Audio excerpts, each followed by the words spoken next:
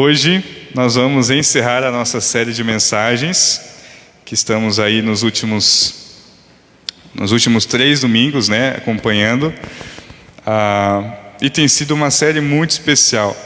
Confesso que essa série, meus irmãos, eu tinha ali, pode colocar, Gi, por gentileza, tinha ali alguma preocupação, como nós falamos no início da série.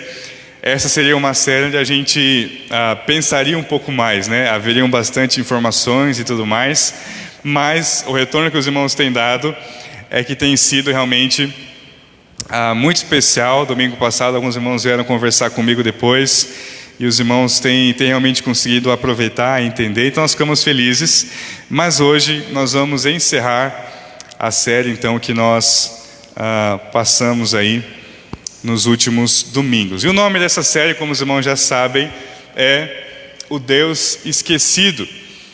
Essa imagem que os irmãos veem, que nós já falamos, explicamos nos últimos domingos, é um quadro que fica lá no teto de uma capela lá em Roma, que fala sobre a criação de Adão. E nesse quadro nós temos a imagem de Deus ali criando Adão, tentando se aproximar de Adão, e Adão ali, como a gente diz no nosso português, bem português brasileiro aqui, fazendo corpo mole, E nós temos conversado um pouquinho sobre isso, e no nosso primeiro domingo nós falamos sobre o Deus esquecido em nossa mente.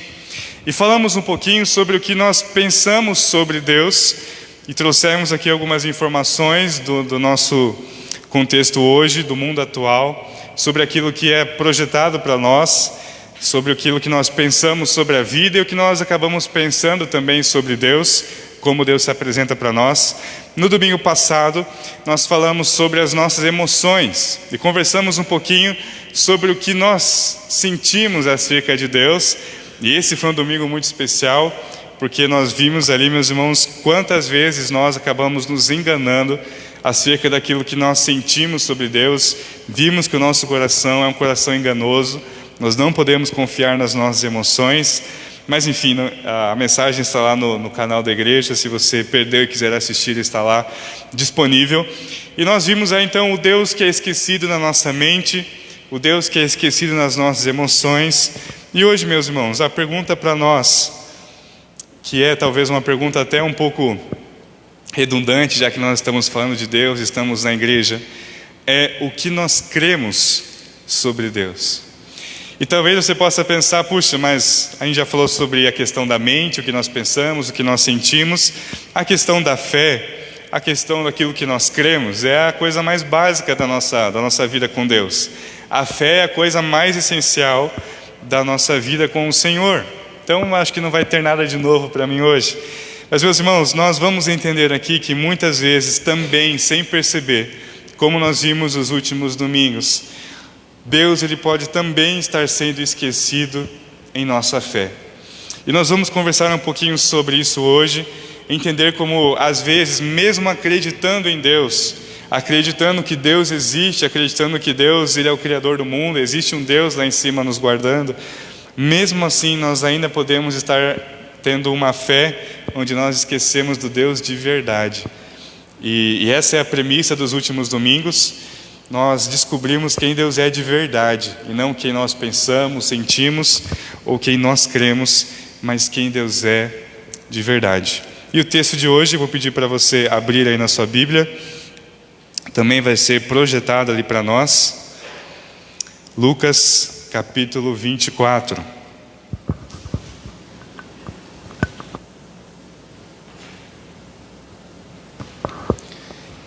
Se você está sem Bíblia, você pode acompanhar a leitura ali na projeção, mas nós sempre te encorajamos a trazer sua Bíblia, abrir sua Bíblia, rabiscar sua Bíblia, a você realmente estudar o texto, ir a fundo no texto conosco, ou rabiscar um caderninho se você não gosta de rabiscar sua Bíblia, Mas você de fato meditar no texto junto conosco, porque nós cremos que Deus ele fala através da sua palavra. Os irmãos encontraram, diz assim, nós vamos ler a partir do versículo 13 até o versículo 35, é um texto longo, talvez eu pare aqui no meio do caminho, nós vamos abordando no decorrer da mensagem, mas Lucas 24, versículo 13 até o versículo 35 diz assim: Naquele mesmo dia, 2 deles estavam indo para um povoado chamado Emaús, a 11 quilômetros de Jerusalém. No caminho conversavam a respeito de tudo o que havia acontecido. Enquanto conversavam e discutiam, o próprio Jesus se aproximou e começou a caminhar com eles. Mas os olhos deles foram impedidos de reconhecê-lo. Ele lhes perguntou: sobre o que vocês estão discutindo enquanto caminham? Eles pararam com os rostos entristecidos. Um deles, chamado Cleopas, perguntou-lhe: você é o único visitante em Jerusalém que não sabe das coisas que ali aconteceram nesses dias? Que coisas? Perguntou ele. O que aconteceu com Jesus de Nazaré? Responderam eles. Ele era um profeta, poderoso em palavras e em obras diante de Deus e de todo o povo. Os chefes dos sacerdotes e as nossas autoridades o entregaram para ser condenado à morte e o crucificaram. E nós esperávamos que era ele que ia trazer a redenção a Israel. E hoje é o 3º dia desde que tudo isso aconteceu. Algumas das mulheres entre nós nos deram um susto hoje. Foram de manhã bem cedo ao sepulcro e não acharam o corpo dele. Voltaram e nos contaram ter tido uma visão de anjos que disseram que ele está vivo. Alguns dos nossos companheiros foram ao sepulcro e encontraram tudo exatamente como as mulheres tinham dito, mas não o viram. Vamos ler até aqui só nesse momento. Eu queria orar com você mais uma vez. Deus, nesse momento, Pai, nós estamos com as nossas Bíblias abertas aqui, Pai, com o nosso coração aberto também. E pedimos para que o Senhor fale ao nosso coração nessa noite, Deus. Nós temos sido muito abençoados, Deus, todos nós, a partir de mim, por essa série de mensagens, e pedimos que hoje também o Senhor fale conosco. É o que nós oramos, ó Pai, em nome de Jesus. Amém. Pode voltar nos slides, por gentileza. Queridos, aqui nós temos uma narrativa que acontece depois da morte de Jesus. Na verdade, também já depois da ressurreição de Jesus, mas esses nossos amigos aqui da história ainda não sabiam que Jesus havia ressuscitado. E Jesus então se encontra nesse caminho com eles, e a Bíblia fala lá no versículo 19, fala que eles estavam ali com, aliás, 16, eles estavam com os olhos fechados, foram impedidos de reconhecer a Jesus, e estavam tristes. A Bíblia vai contar para nós, na verdade eles mesmos vão dizer para nós nesse texto, por que eles estavam tristes. Jesus pergunta para eles, né? O que aconteceu? Por que vocês estão discutindo, né, enquanto vocês caminham? No versículo 17. E aí no versículo 18, ele diz assim, um dos homens ali diz assim: você é o único em Jerusalém que não sabe das coisas que ali aconteceram? Se fosse o nosso tempo, né, falar: nossa, você está muito por fora, você não sabe o que está acontecendo, você não ouviu as últimas notícias, né? E aí Jesus pergunta no versículo 19: que coisas? E eles vão responder ali: o que aconteceu com Jesus de Nazaré? No versículo 19, ele era um profeta poderoso em palavras e em obras diante de Deus e de todo o povo. Os chefes dos sacerdotes e as nossas autoridades o entregaram para ser condenado à morte e o crucificaram. E nós esperávamos que era ele que ia trazer a redenção a Israel. Meus irmãos, esses 2 homens aqui, eles estavam tristes, porque eles estavam decepcionados. Eles haviam crido nas palavras de Jesus, eles haviam visto quem Jesus era. Eles citam aqui Jesus como um grande profeta, mas a concepção deles, a fé deles em Jesus estava baseada em outra questão, em algo que eles esperavam receber, que não era a missão principal de Jesus. No versículo 21 que nós lemos, eles dizem que eles esperavam que Jesus ia trazer redenção a Israel. Nós temos dezenas de profecias no Antigo Testamento sobre o Messias, aquele que viria em nome de Deus resgatar Israel. Mas para o judeu, esse resgate, essa redenção de Israel, se dava ali no campo da nação de Israel, ser finalmente liberto. Serem libertos dos romanos, voltarem a ser uma nação próspera, uma nação ali forte, como eles foram no passado, quando tiveram ali seus reis, rei Salomão, rei Davi, grandes reis, e eles entendiam que o Messias viria fazer isso em Israel, libertá-los dessa maneira. E Jesus não fez isso, e pior do que isso, Jesus morreu numa cruz.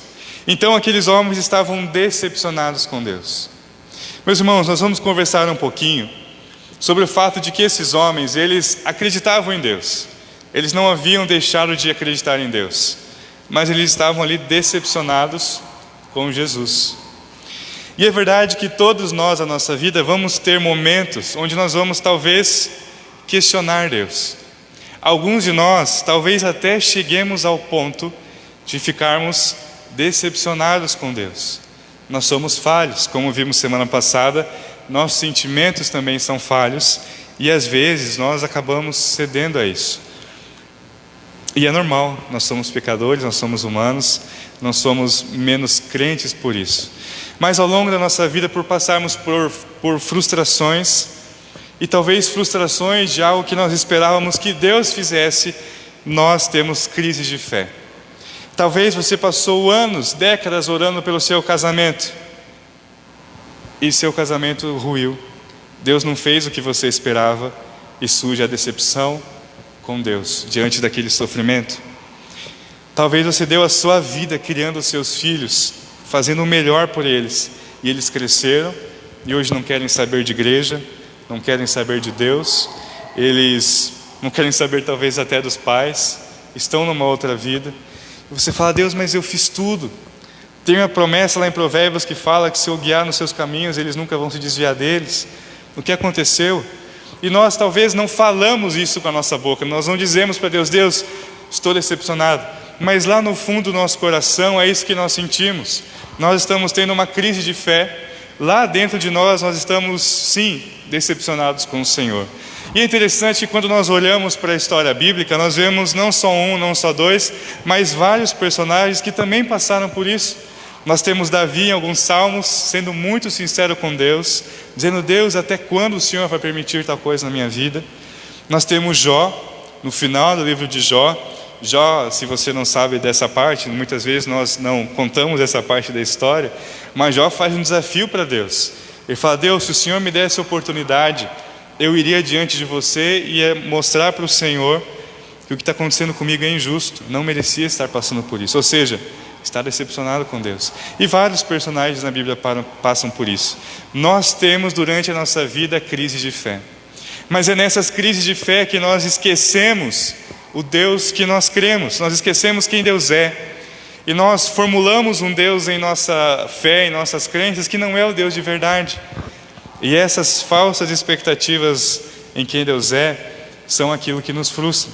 Esses homens esperavam que Jesus viesse, se tornasse rei, se juntasse ali um exército de judeus, enfrentasse Roma, ganhasse do Império Romano, começasse talvez o Império Judeu, mas ia fazer de Israel uma nação próspera novamente. Jesus não fez isso, então eles estão tristes. E meus irmãos, fazendo algumas pesquisas durante essa semana, é possível nós concluirmos que existem 5 tipos principais de crises de fé. Vou mostrar aqui para os irmãos, talvez você se identifique com alguma delas, talvez você já tenha passado por alguma delas, talvez em um momento da sua vida você vai passar por algumas delas, que são as seguintes. A primeira delas, mais conhecida de todos nós, é a crise existencial, que ocorre quando uma pessoa começa a questionar a existência de Deus, a razão da vida, a natureza do universo e outras questões profundas. Pode ser uma crise angustiante, já que a pessoa pode sentir-se perdida ou sem propósito. Então é aquela crise que você questiona tudo, E nós falamos um pouquinho sobre isso domingo passado também, falando um pouquinho sobre filosofia. Quando nós questionamos quem nós somos, por que nós somos criados, se é que nós somos criados, será que o que eu acredito é verdade mesmo? Será que eu não estou vivendo a minha vida inteira no engano? Para que eu vim a esse mundo? A gente brinca ali que os homens têm essa crise nos 40 anos ali, que estão no meio do caminho, não são nem mais tão jovens, não são idosos ainda, mas estão ali percebendo que já não vão ter mais a mesma força e empenho de antes, e começam a se questionar sobre muitas coisas. Mas nós temos hoje muitos jovens se questionando assim, porque hoje a pressão por você descobrir quem você é como nós vimos domingo passado, acontece muito forte na juventude.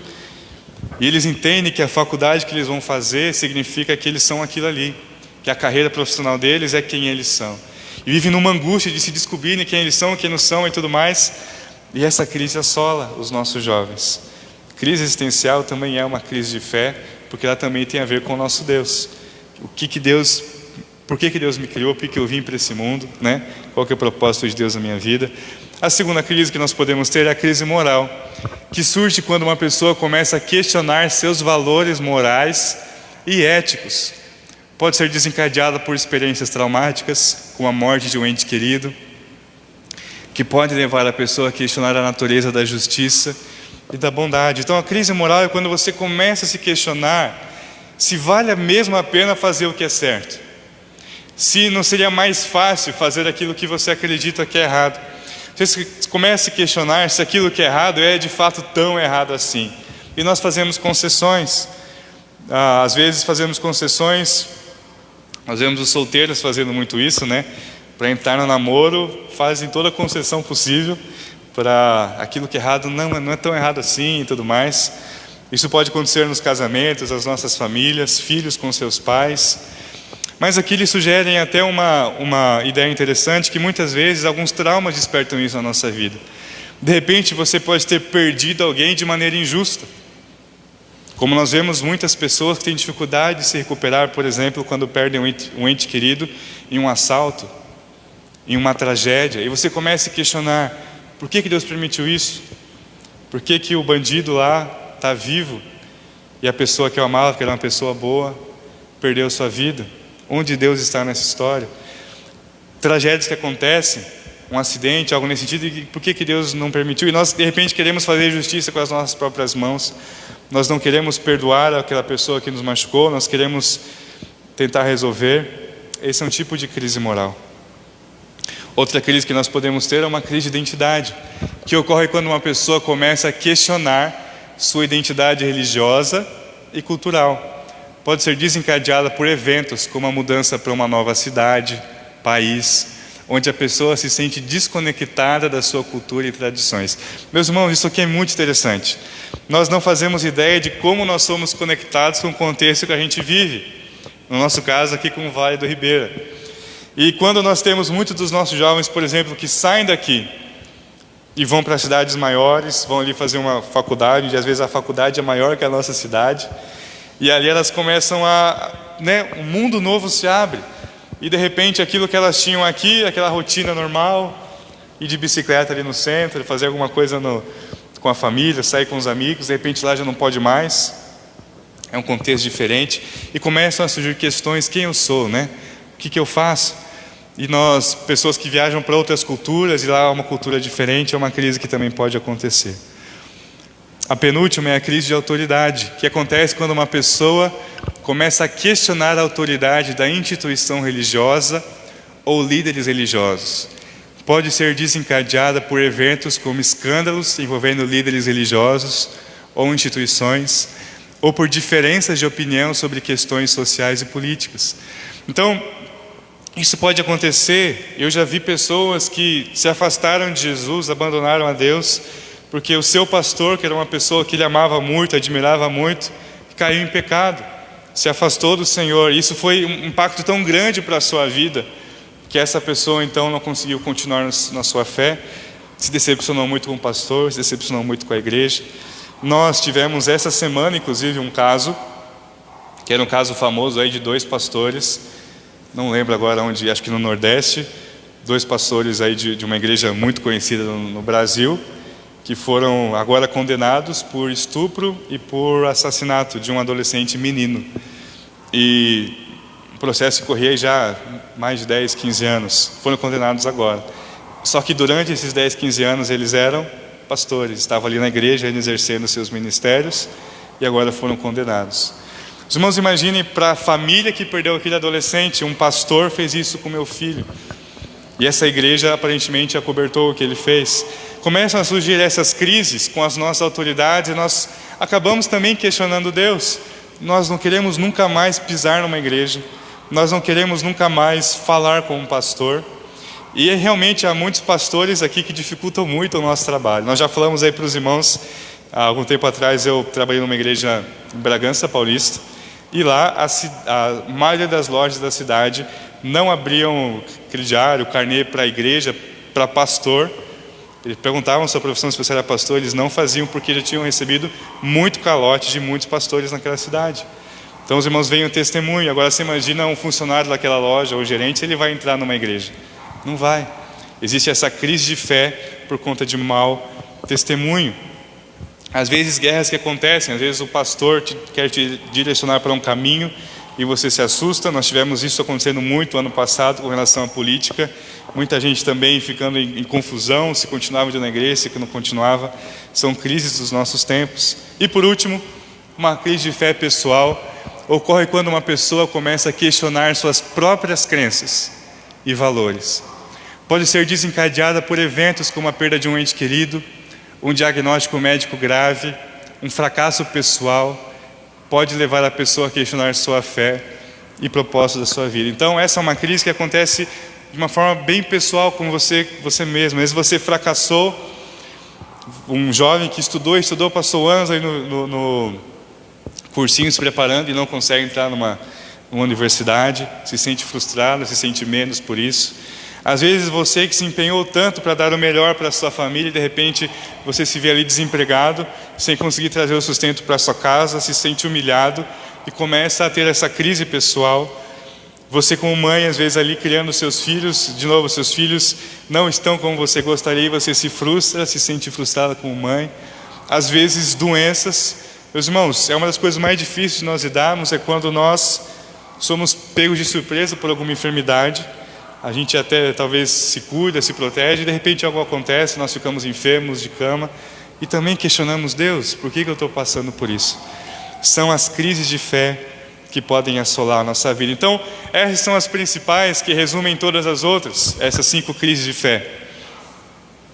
E meus irmãos, é possível que nós passemos por alguma delas durante nossa vida, é possível que você já tenha passado por alguma delas durante a sua vida, e é interessante que nós temos até mesmo alguns estudos sobre isso. Por exemplo, ali, um estudo realizado em 2011 pela Baylor University nos Estados Unidos, descobriu que a decepção com Deus está associada a níveis mais baixos de satisfação com a vida e com a religião. Então você não está satisfeito com a sua vida, minha vida não está dando certo, eu não sou uma pessoa feliz, nós colocamos isso na conta de Deus. Não estou satisfeito com a minha religião, com a minha igreja, alguém olhou torto para mim na igreja, o pastor não me cumprimentou, alguma coisa aconteceu na igreja, e nós colocamos isso na conta de Deus. Nós paramos de ir na igreja não porque Deus fez algo conosco, mas porque alguém fez. Um outro estudo, realizado agora mais próximo, em 2020, por essa universidade na Espanha, descobriu que a decepção com Deus pode levar a um maior isolamento social e a um aumento de risco de depressão. Meus irmãos, não são poucas as pessoas hoje que lutam com depressão, que são pessoas cristãs, que acreditam em Deus, e como é uma doença como qualquer outra, mas cujos motivos que levaram a isso começaram lá atrás, quando essa pessoa se afastou de Deus, se decepcionou com Deus, com a igreja. E pessoas que normalmente se decepcionam com Deus, elas tendem a se isolar de outras pessoas.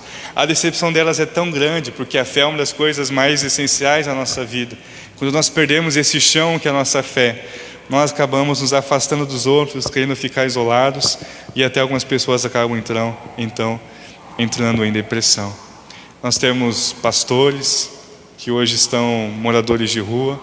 Nós temos uma denominação no nosso país que prega que não há perdão de Deus eu não me lembro agora se é para traição ou se é para divórcio. Então, a maior taxa de moradores de rua cristãos vem dessa denominação, porque ou traíram ali sua esposa, ou descobriram uma traição, se divorciaram, entenderam que não tem mais perdão para a sua vida, que agora só tem o inferno, e essas pessoas perdem o chão, destroem toda a sua vida e vão viver aí pelas ruas, isolados de todos. Então, meus irmãos, crises de fé na nossa vida são coisas que realmente mexem conosco. E quando nós não sabemos lidar, e quando nós acabamos até alimentando essas crises, o risco de nós nos afastarmos de Deus, das pessoas que nós amamos, é muito grande. Mas aí nós vamos para esse texto que nós lemos no início da mensagem, que fala sobre dois homens que estavam com uma crise de fé, porque eles tinham a expectativa ali de que Jesus fizesse algo e Jesus não fez. Jesus aparentemente perdeu. Jesus morreu numa cruz, foi açoitado, foi cuspido, foi zombado. Aquele que eles mais tinham esperança, olhavam para Jesus e diziam: agora sim, chegou o Messias, chegou alguém que vai nos libertar. E ele foi morto numa cruz. A decepção deles era muito grande. Mas aí vai acontecer esse encontro. Enquanto eles estão caminhando em direção a Emaús, Jesus se encontra com eles. E Jesus aqui nessa história, meus irmãos, vai restaurar a fé deles.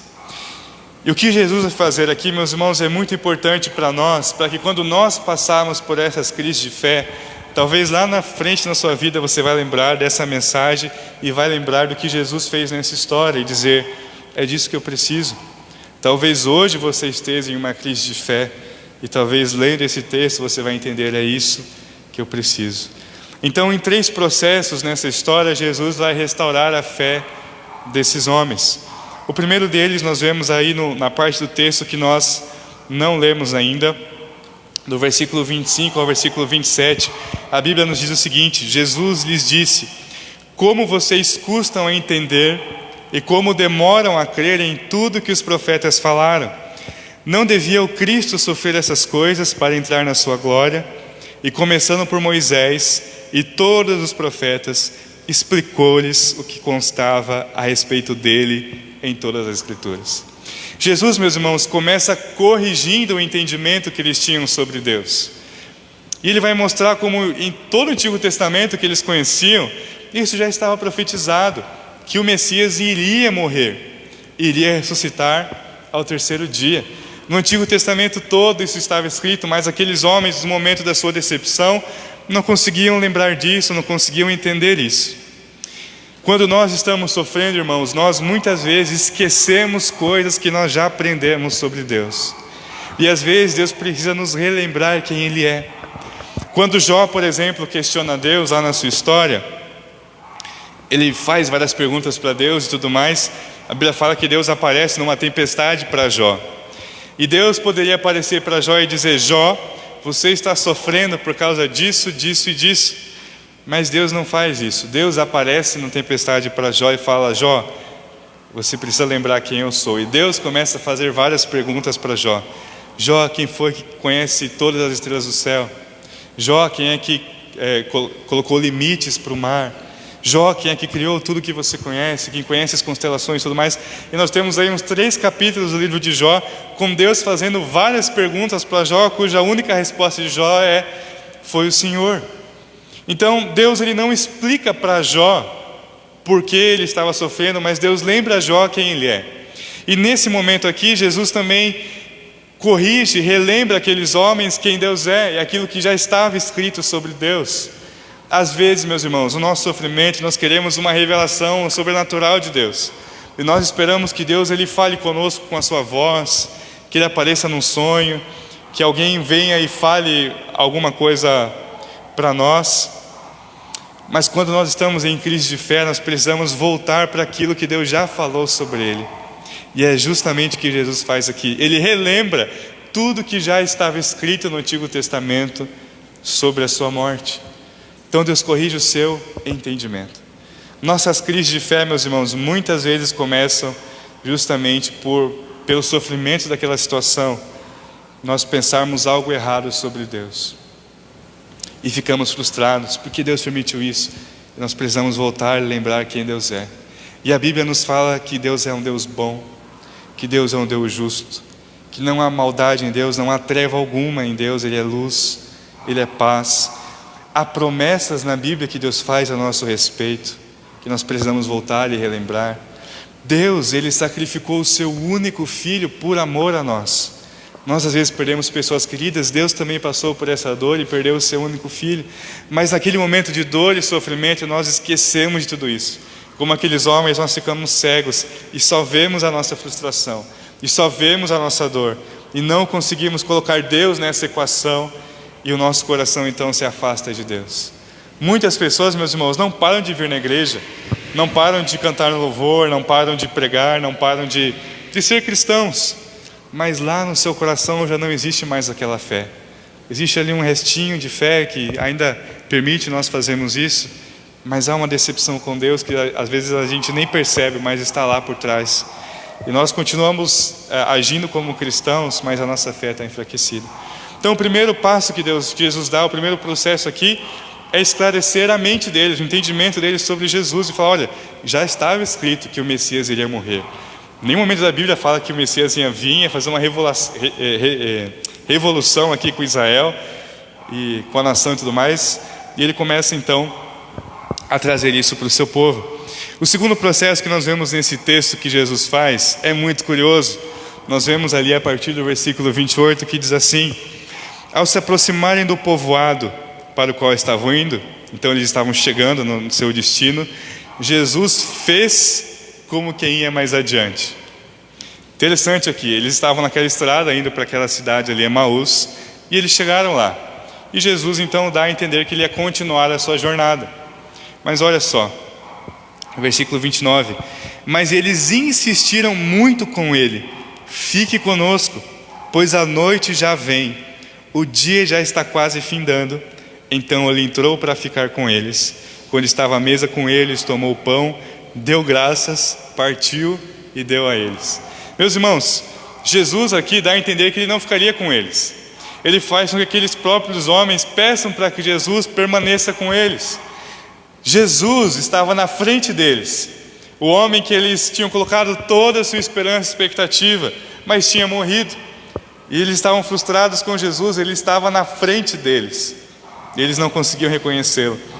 Então, quando Jesus ele começa a explicar todas as promessas, tudo que já estava na Bíblia acerca dele, aqueles homens começam a ficar maravilhados com aquilo. Meus irmãos, muitas vezes nós não vamos ter vontade de vir na igreja por causa das nossas crises de fé. Nós não vamos ter vontade de abrir a nossa Bíblia em casa e ter um tempo com Deus. Aqueles homens, certamente, tudo que eles menos queriam naquele momento era conversar com Jesus. Para eles, Jesus tinha sido ali um enganador, tinha prometido coisas falsas para eles, mas sem perceberem, Jesus estava ministrando ao seu coração. Então, às vezes, mesmo sem vontade, vir até a igreja numa crise de fé, abrir a sua Bíblia em casa, orar, que seja uma oração sem fé nenhuma, aos poucos, Deus já vai ministrando ao nosso coração. Nós podemos às vezes estar na igreja, meus irmãos, com o nosso coração machucado, lembrando do que está acontecendo lá fora, do que aconteceu lá fora, com mais dúvidas do que certezas no nosso coração. Eu ainda não entendo porque Deus permitiu isso, mas eu estou aqui. E aos poucos aquilo vai nos fazendo bem. Aos poucos Deus vai tratando o nosso coração até que nós queremos estar de volta. E nós queremos estar junto com Jesus, sem perceber. Foi isso que aconteceu com aqueles homens. Eles clamaram a Jesus: fique conosco, já está tarde, fique com a gente. E aí, meus irmãos, o texto ele chega até a ser um pouco irônico, porque no versículo 30, Jesus ali compartilha a ceia com eles, parte o pão, dá graças, como ele fez com seus discípulos antes da sua morte. E eles estão sentados na mesa com Jesus, partindo o pão, como nós fazemos todos os meses aqui na igreja. Não conseguiam ver que era Jesus, mas aquilo estava fazendo bem para eles. Então, o segundo processo de Jesus nessa história que Deus faz para curar a nossa fé é tempo de qualidade com Ele, ou tempo de qualidade com pessoas que amam a Ele. Aos poucos Deus vai curando o nosso coração quando nós temos tempo de qualidade com Jesus. Mesmo com dúvidas, mesmo sem todas as respostas, Deus primeiro precisa corrigir o nosso entendimento, aquilo que nós estamos enganados, mas Deus também ministra o nosso coração através de tempo com outras pessoas. Às vezes alguém na sua família ama Jesus e você não sabe porquê, mas você só gosta de estar junto com essa pessoa. A conversa é diferente, o ambiente é diferente, não tem murmuração, não tem reclamação, falação de outras pessoas, é diferente, aquilo te faz bem. Tempo de qualidade com Deus ou com quem ama a Deus. E também, meus irmãos, nós precisamos fazer esse desafio de nós termos tempo de qualidade em casa com Deus.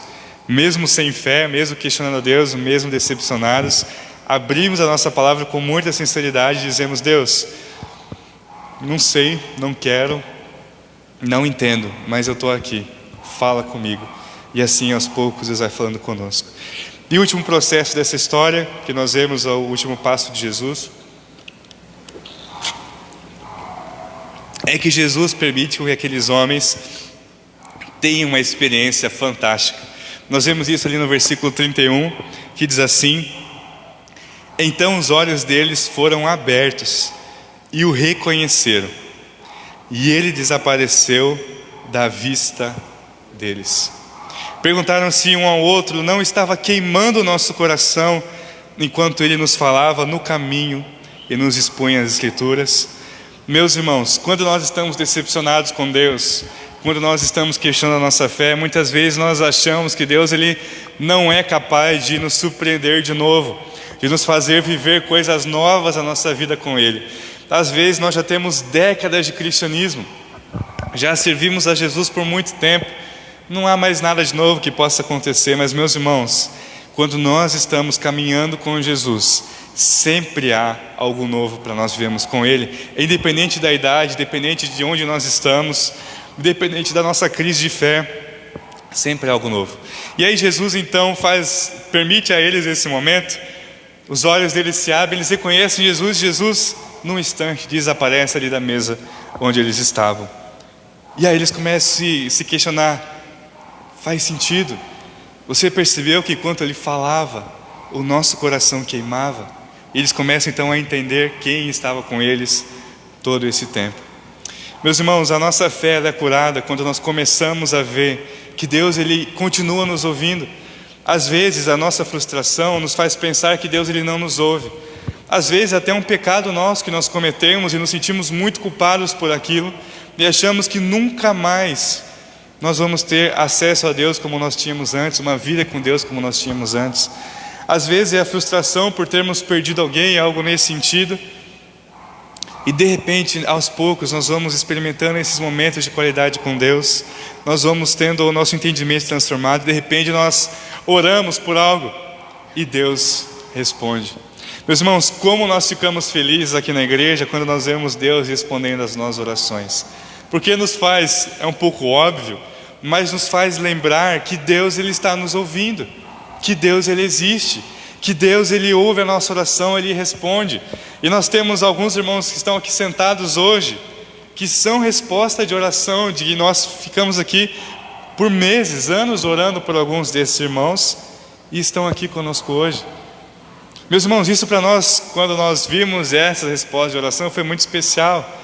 Que nós vimos, puxa, Deus ele está nos ouvindo, vamos orar mais. E oramos ainda por muitas pessoas que não estão conosco, mas que nós cremos que um dia vão conhecer a Jesus. Essas experiências confirmam a nossa fé, são confirmações de que nós estamos no caminho certo, são confirmações de que a nossa fé não é em vão. Aqueles homens então de repente têm um estalo: Jesus está vivo. Opa, Jesus não morreu naquela cruz, Jesus nos explicou quem Ele era e tudo mais, e Ele está vivo, então ainda há esperança. Jesus não morreu. Assim também é com a nossa fé, meus irmãos. Quando nós vemos Deus nos respondendo, quando nós vemos Deus agindo mesmo depois da nossa frustração, do nosso pecado, da nossa dor, nós falamos: puxa vida, ainda há esperança, Deus ainda me ouve, Deus ainda faz. Quando nós ouvimos, por exemplo, as histórias dos missionários, nós falamos: caramba, Deus ainda faz essas coisas no nosso tempo. Deus ainda faz milagres, Deus faz maravilhas e Deus faz muitas coisas, meus irmãos. Agora, para nós é muito mais especial quando nós vemos isso acontecendo na nossa vida, na nossa família. E nós oramos muito para que esse mês da família coisa assim aconteça. Às vezes um filho que nós já praticamente desistimos, não quer Jesus de jeito nenhum e de repente aceita Jesus, se encontra com Ele. Valeu a pena nós termos fé e orarmos por isso. Então, meus irmãos, Deus permite essas coisas em nossa vida. São as confirmações da nossa fé no Senhor. E, meus irmãos, para nós encerrarmos então esse texto, ainda há um resultado disso. A fé deles, ela é curada, ela é restaurada quando nós vemos que esse processo foi concluído. A maior prova disso é os frutos que essa fé agora está gerando. Aquela fé que já praticamente não existia, só havia decepção com Jesus, frustração. De repente essa fé se torna uma fé que gera frutos, que gera testemunho. Nós lemos ali no versículo 33 o seguinte: levantaram-se dali e voltaram imediatamente para Jerusalém. Ali encontraram os 11 e os que estavam com eles reunidos, que diziam: é verdade, o Senhor ressuscitou e apareceu a Simão. Então os dois contaram o que tinha acontecido no caminho e como Jesus fora reconhecido por eles quando partiu o pão. Meus irmãos, então onde havia uma dúvida, onde haviam dois ali caminhando cabisbaixos, chateados com Jesus, isso é substituído por empolgação, isso é substituído por euforia. Jesus está vivo, nós o vimos, é verdade, o que todo mundo fala sobre Jesus é verdade, nós o vimos. E agora então há um testemunho na vida dessas pessoas. Meus irmãos, isso é precioso para nós, porque muitas vezes a nossa vida com Deus, nós passamos a nossa vida inteira ouvindo falar das histórias dos outros, da fé dos outros, das coisas que Deus fez na família dos outros, do quanto o outro consegue orar, do quanto o outro consegue ter tempo com Deus, dos milagres que Deus fez na vida do outro. E nós olhamos para a nossa vida e pensamos: puxa, isso não acontece na minha vida. Eu não consigo orar tanto assim, eu não tenho essa mesma fé, eu não tenho essas experiências com Deus. E de repente, quando nós experimentamos algo assim, como esses homens experimentaram, nós saímos por aí falando: é verdade, o que essas pessoas falam sobre Jesus é verdade. Agora eu vi, eu conheci a Jesus, eu experimentei a Jesus. Meus irmãos, é isso que nós precisamos entender. Nas nossas crises de fé, Deus sabe que nós somos falhos e Deus não nos entende. Às vezes as crises de fé são motivos para a gente se sentir culpados, mas não é verdade. Nós precisamos, nas crises de fé, passar por esse processo do Senhor, entender o que está errado no nosso entendimento sobre Ele, entender por que nós estamos frustrados com Deus, o que nos deixou frustrados com Ele, por que nós estamos sofrendo. E nós precisamos então ter a nossa mente renovada, ter tempos de restauração e termos também a oportunidade de vermos Jesus confirmando a nossa fé. E aí nós encerramos então com um questionamento e uma certeza para nós, que é o seguinte: o que você crê sobre Deus, o que nós cremos sobre Deus, vai determinar como vai ser, como será o nosso relacionamento com esse Deus. Se nós cremos em um Deus injusto, se nós, no fundo do nosso coração, entendemos que Deus é injusto, nós nunca vamos nos relacionar com Ele por completo. Quando há algo em nossa vida que não está talvez bem resolvido com Deus, nós temos muita dificuldade de nos entregarmos a Ele por completo. Talvez você tenha facilidade para orar aqui com outras pessoas, para orar quando há um grupo de pessoas orando, mas você tem dificuldade de sozinho na sua casa, você ir para o seu quarto e falar com Deus, porque você tem medo daquele encontro, você tem feridas abertas, machucados que não foram resolvidos e você não quer expor isso para Deus, porque você já não confia mais nele. Então, meus irmãos, essa noite nós encerramos essa série com essa mensagem que diz para nós que há cura para a nossa fé.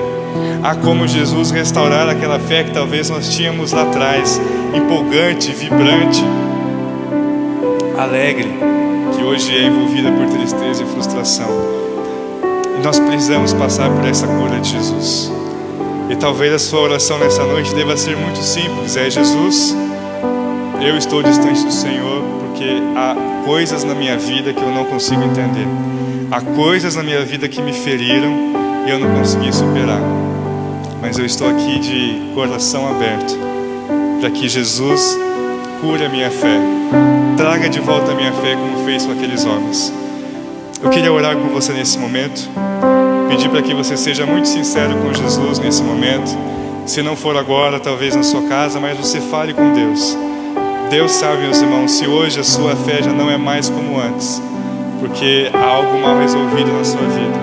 E quem sabe não é a partir de hoje que você possa se reencontrar com Jesus como sempre foi. Deus, ó Pai, nesse momento nós queremos colocar as nossas vidas diante do Senhor, ó Pai. Todos nós sofremos com a nossa vida, todos nós vamos passar por momentos difíceis, por questionamentos, por perguntas sem respostas, ó Pai. E é verdade que todos nós estamos sujeitos a vacilar na nossa fé. Todos nós estamos sujeitos, ó Deus, em algum momento a não entendermos o que está acontecendo e por isso nos afastarmos do Senhor, Deus. Mas a nossa oração nessa noite é para que o Senhor restaure a nossa fé, ó Pai. É para que o Senhor não seja um Deus esquecido nas nossas crenças, em nossas fés, em nossa fé, Deus, mas que de fato nós temos uma fé viva e vibrante no Senhor. Que não seja uma fé baseada no que os outros falam, no que os outros viveram, no que os outros experimentaram, mas seja uma fé baseada no que nós vivemos com o Senhor, com o nosso encontro pessoal com Jesus, ó Deus. E nos dá essa coragem, Deus, de mesmo no meio das dúvidas, nós nos lançarmos com sinceridade diante do Senhor e dizer: Pai, preciso que o Senhor restaure a minha fé. É o que nós oramos, ó Pai, nesse momento, em nome de Jesus. Convido a equipe de louvor aqui à frente, nós vamos encerrar cantando uma canção.